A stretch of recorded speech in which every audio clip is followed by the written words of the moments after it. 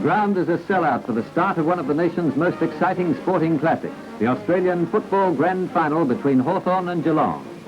The massive car parks and all entrances are alive with activity as Victorians and many interested too share the carnival atmosphere of this football day of the year.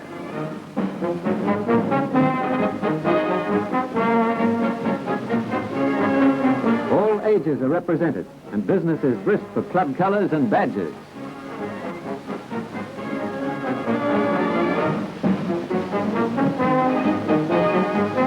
Who will win that coveted flag? Inside Geelong's dressing room, they seem to care little for predictions of a Hawthorn victory. Alistair Lord, last year's Brownlow medal winner, back from injury, received special attention. Ron Barassi chats with Stewart, also of the Lord clan. If good wishes mean anything, Geelong must be conceded a great chance. But wishing doesn't always make it so. The Hawks also seem relaxed and Don Parkin's shoulders get the full treatment. The Hawthorn boys have had a hard path to the grand final. Phil Hay, calm and confident.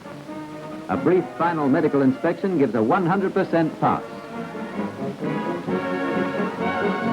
Connell, the Hawks' 20th man. John Peck and his golden boots. Graham Arthur, the captain, prepares to take the field as more than 101,000 spectators await the big moment. Will it be Hawthorn forever? Premiership winners in 1961. Can they make it two in 3 years?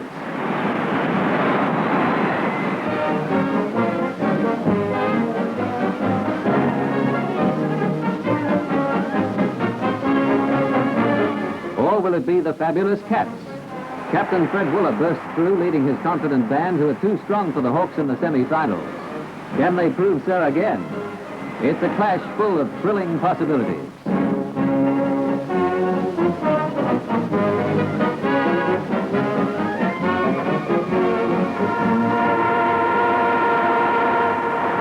Umpire Jeff Crouch bounces off and the battle is on. The Hawks are strong and bustling, the Cats speedy and polished.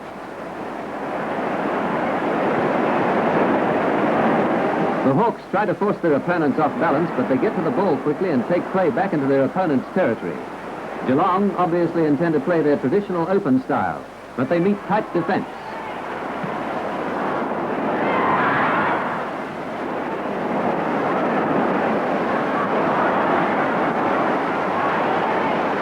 Now the Hawks burst into attack. Coverdale drives forward and the Cats move with the ball, but Hawthorn are intent on an early lead and are hard to hold. Geelong meets them in the shadow of the goalpost, but the Hawks get a freeze.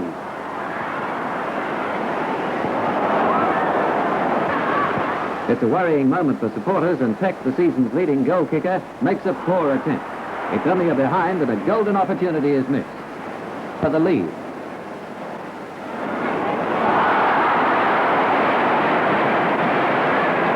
Grand final nerves are still apparent in both teams, but all players are gradually settling down.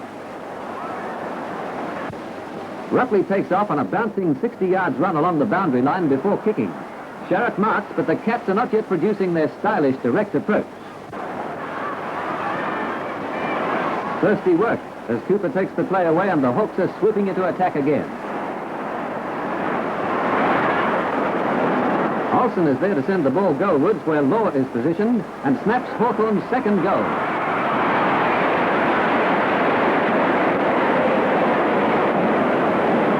The Hawks are hunting for openings again, but Sharrock is too good in the air.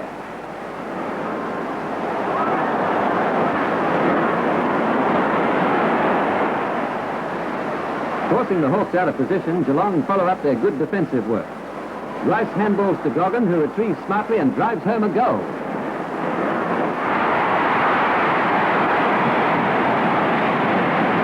Both teams move into their stride within minutes of each other, and now the battle is on at full pace. The fans are at fever pitch as scores are close. Goggin receives a free in the forward pocket. A chance to level. A tense moment. But Goggin makes no mistake, kicking his second goal as the Cats trail by 3 points at the end of the quarter. Hawthorn, with 3 goals, 6 behind through early kicking lapses, missed chances which could prove costly later in the game. Straight into a determined attack, but the Hawks are going to hold their advantage at all costs. Wooler sends to Sharrock, who takes a good mark but is heavily dealt with.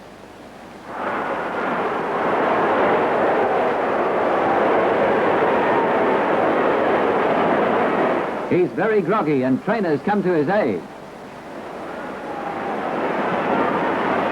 Unable to gather his senses, Sharrock collapses a second time.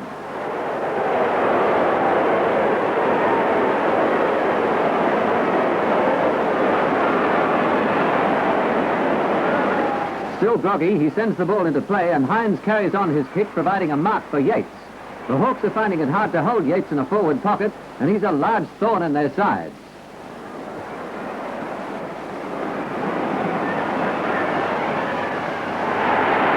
Yates scores his second goal and the lead changes for the 5th time as the Cats go to the front again.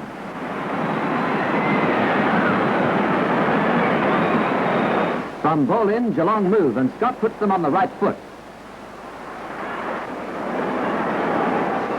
Cooper is thrown to the ground as tension shortens tempers.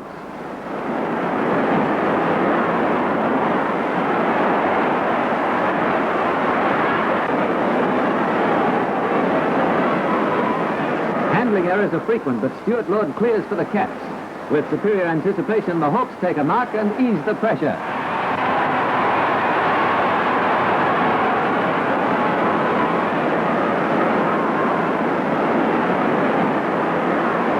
Half-forward Mort takes a mark for the Hawks, and his goal keeps them within striking distance.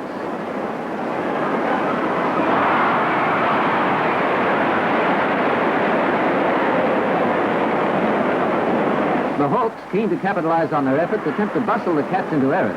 But the Geelong boys stand up to their opposites and a close duel follows.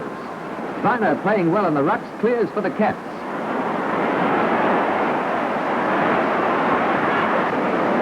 Walker takes a diving mark.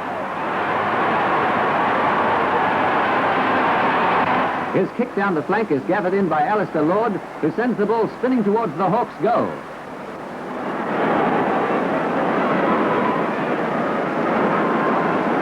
Wooler picks up, but loses possession. Hawthorn clears, driving downfield where Fisher and Brown have a spirited struggle.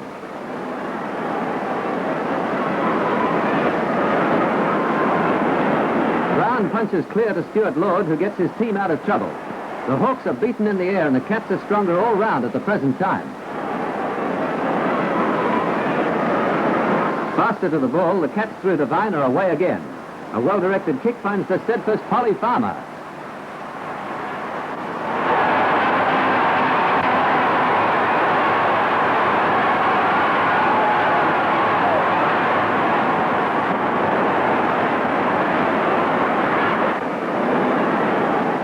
Polly's left foot punt is astray and the Cats register their 7th behind.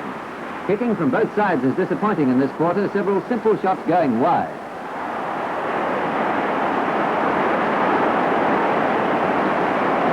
Farmer to Goggin, and it's another behind. Each point is making it just a little harder for the Hawks.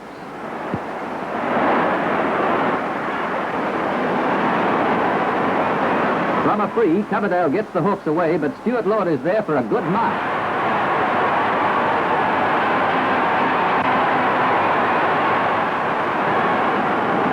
Kicking wide, Lord's effort is misdirected as Fisher gathers and clears. Snappy passing by the Cats keeps Hawthorn busy, and again Lord is on the job.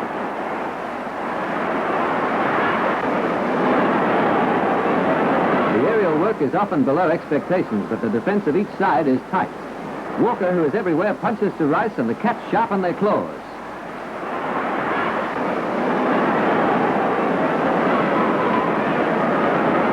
Rupley, playing a solid game on the wing, tries to position teammate Devine, but quick thinking by the Hawks gains possession at full flight.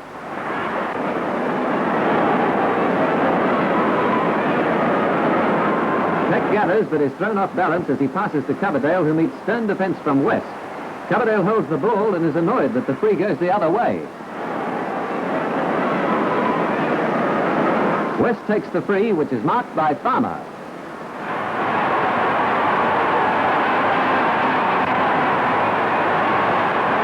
Farmer's kick is taken by former fellow West Australian Watts in one of the most spectacular marks of the day.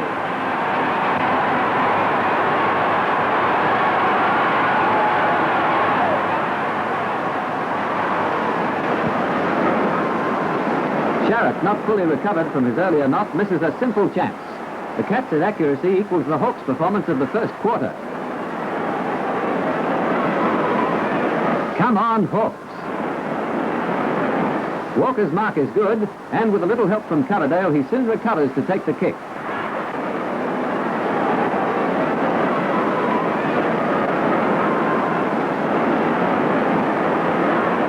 It's football at its best as Watts marks.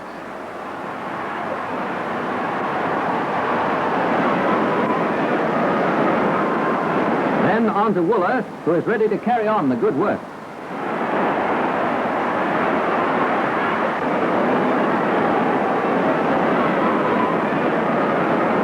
From Wooler to Wade in the goal mouth, who has an easy shot.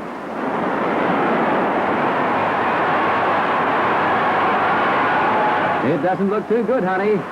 But Wade misses and brings up the Cats 10th behind. They're 7th for the quarter. But they have a handy lead. 7-10-52 to 5-6-36. And that's the position at half-time. Moving with a fine turn of speed, Arthur wins the race to the ball, and with a well-executed punch pass gets Uren away. The left-footed Uren kicks towards the goal mouth as the Cats rush to defensive positions. A willing ruck produces a good deal of fumbling, but Geelong do well to keep the Hawks at bay.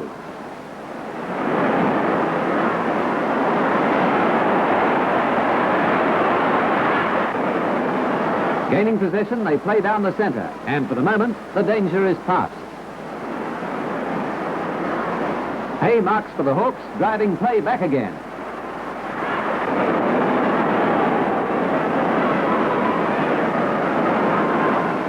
Arthur takes a good mark in a game of fluctuating fortunes as each team reaches its best form of the match. The play is sparkling but tense as Watts recovers for the Cats.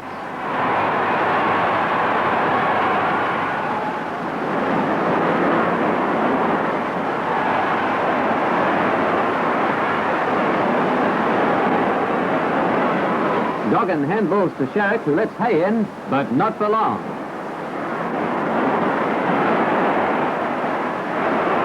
McPherson gathers and earns a free.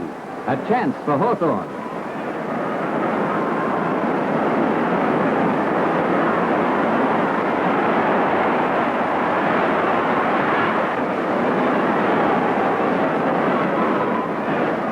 Steady, lady. The Navy's not worried. Uren handles safely and kicks to Arthur.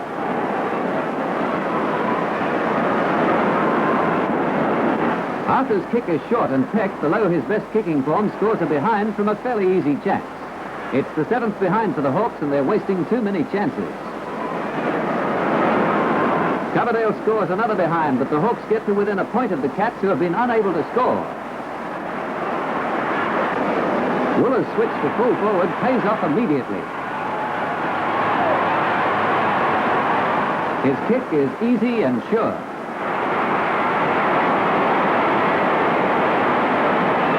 Endeavoring to regain his team's 1-point deficit, Peck takes a great mark right in front and couldn't possibly miss this one. It's there.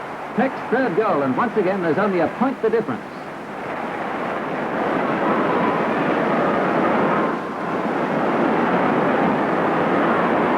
Play is fierce as the Cats strive to hold off the challenge of the Hawks, who want that lead badly.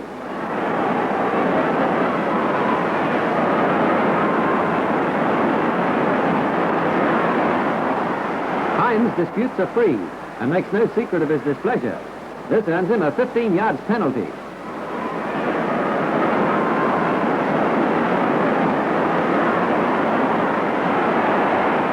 Hay is unperturbed, and once more the struggle reaches boiling point, and this is what the fans came to see. With the most coveted prize in football at stake, they expected and are getting a thrilling, closely fought match.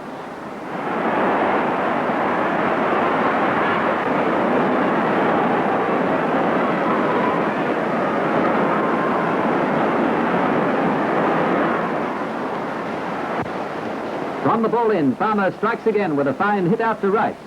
Kicking off the side of his boot, Rice finds the centre of the big sticks to score what could be the most vital goal of the match. Entering the final quarter, Geelong lead by 10 points, and at the bounce-off, tension mounts. Polinelli replaces Brown for Geelong, and Lyon for Nalder for Hawthorn. Hawthorn move into attack, needing a quick score to put full pressure on the Cats. Watts to Walker.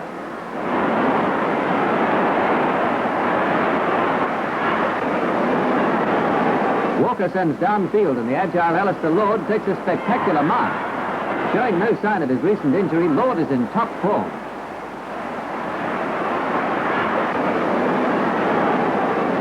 The Cats look dangerous, but the movement breaks down when they lose possession, and the Hawks can breathe again.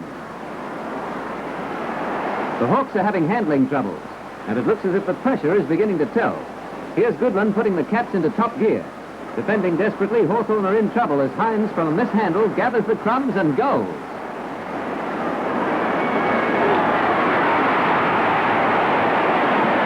Geelong appear to increase the tempo and are certain to use their speed effectively over the final minutes. It's tough, hard football as Parkin and Farmer clash, and the Hawk back is groggy.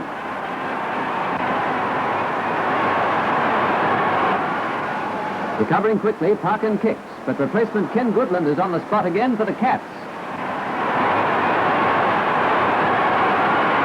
Goodland kicks goalwards to full forward Wade.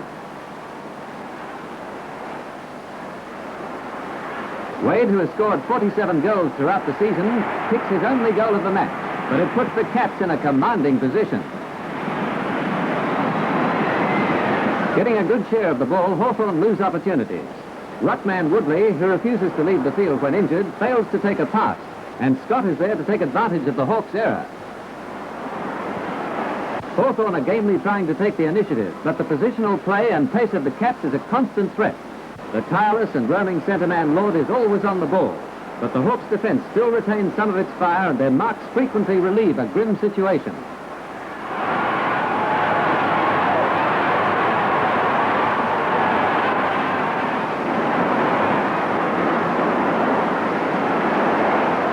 The Hawks have another chance to break through the polished defence. Olsen is safe, but there's still a long way to go. Rice regains for Geelong, but Olsen comes back into the movement when he intercepts and kicks for goal. Again, the direction is astray, and it's only 1 point.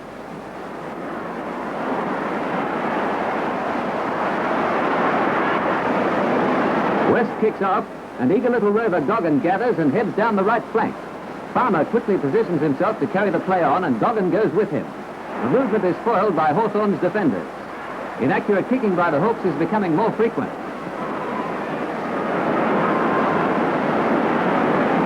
Stuart Lord marks, and the Cats are again in full cry. Outplaying their counterparts, Geelong dominate the field, and the tired Hawks, feeling the effects of their 2 previous hard matches, have no answer to their brilliant rivals.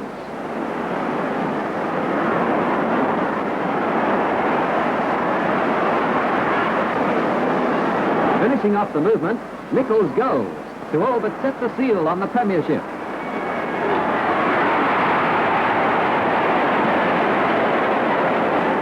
Facing an uphill task, Hawthorn's spirit is willing, but they're a weary team. Nalder has a goal-scoring chance and uses valuable seconds to regain strength.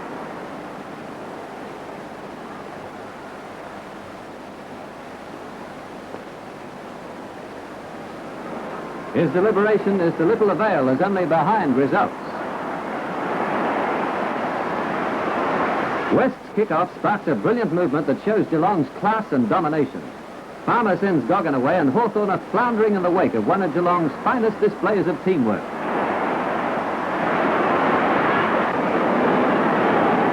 Yates to the unmarked Wooler, and another goal.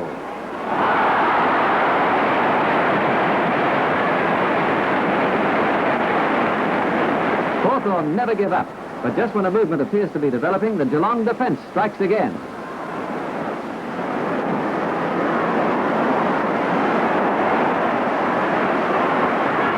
Devine sends the ball on the long journey back, but the Hawks regain possession with a mark that temporarily stems the oncoming tide.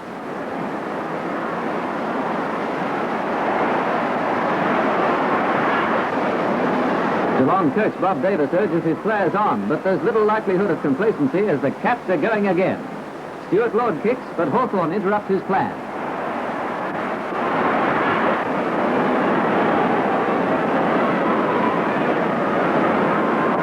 Watts marks for Geelong.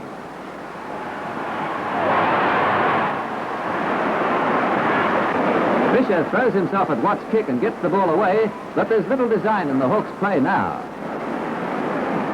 Watts, showing fine judgment, takes a beautiful one-handed mark. Time is almost up, and Watts sends the ball once again towards the opposition goal, with the Hawks' resistance almost completely broken.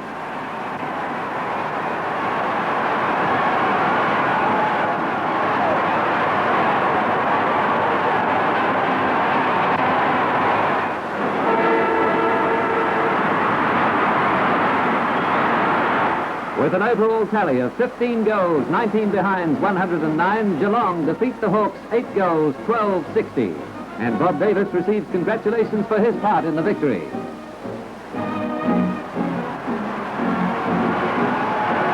Captain Fred Wooler, who led his team so well from the half-forward line, is the beaming but tired target for all and sundry. His leadership played a vital part in the club spirit that was the secret behind the high standard of teamwork reached by the Cats. The VFL Cup, symbol of football accomplishment, won by Geelong for the 6th time.